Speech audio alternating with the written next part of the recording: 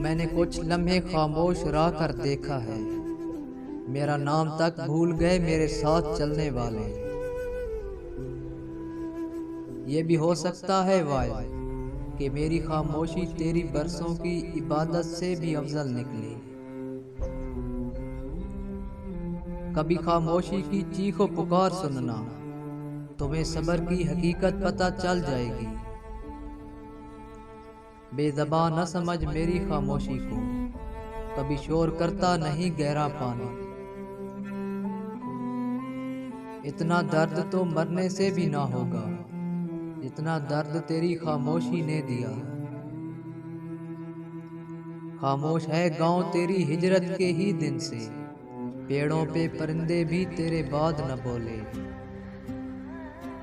ہے یہ خاموشی آخری حربہ، اب نہ مانا تو ہار جاؤں گا میں۔